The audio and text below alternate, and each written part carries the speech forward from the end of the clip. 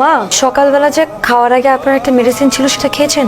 সকালে নাস্তার আগের মেডিসিনের কথা তোমার এই নাস্তার মাঝখানে মনে পড়লো? অবশ্য তোমার কি বা মনে থাকে? তোমার শুধু মনে থাকে তোমার স্বামী আর তোমার সন্তানের কথা। কিন্তু বাড়িতে যে আরো মানুষ আছে, তোমার শ্বশুর আছে, আমি আছি, তোমার একটা দেওর আছে, তার নতুন একটা বউ আছে, সেদিকে তোমার কোনো খেয়াল আছে? তোমার কি উচিত ছিল না নতুন বউটাকে একবার টেবিলে ডেকে আনা? মা, আমি সকালবেলা ওকে ডেকেছিলাম, কিন্তু কিচেনে এত কাজ ছিল, আমি ব্যস্ত হয়ে গেলাম, আমার খেয়াল ছিল না। তোমার এই জিনিসটাই আমার সবচেয়ে অপছন্দ, তুমি সব কথায় তর্ক করো। বাবা, আপনাকে একটা ব্রেড দেই? সবাই তো নাস্তা করেছে, তুমি তো করনি, তুমি নাস্তা কর। আচ্ছা শুনো, আজকে তো লু বাবাকে ডান্স স্কুল অ্যাডমিশন নেওয়ানোর কথা ছিল। লাস্ট জন্য কবে? হাতে 2-3 দিন আছে। কালকে নিয়ে এসো।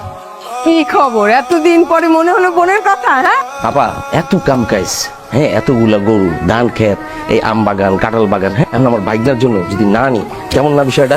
ভালো আছেন? আপা, বাইকটা আমার সাথে তো একদিনও থাকতে পারতো না। কি এমন ব্যস্ত যে আমার কাছে যোগাযোগ করে না? অফিসের চাপটা একটু বেশি তো, বাসায় আসো কিছু মনে থাকে না।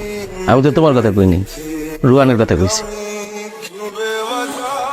আমি যাই, অফিসে কিছু কাজ তো আমার।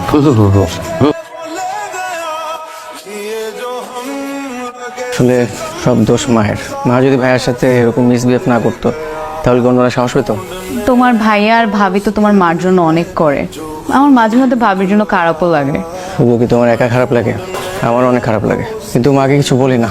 দেখো না, বললেই মুখ ভার করে বসে থাকে, কথা বলতে চায় না। এই জন্য তো বলা বাদ দিয়ে দিছি। এই যে চাচ্ছ তোমার চকলেট। কি রে, তোর কাছে চেয়েছে? হ্যাঁ, তুই আনলি কেন? আমার সামান্য চকলেটই তো, বাচ্চা মানুষ চকলেট খেতে চেয়েছে তাই নিয়ে আসলাম।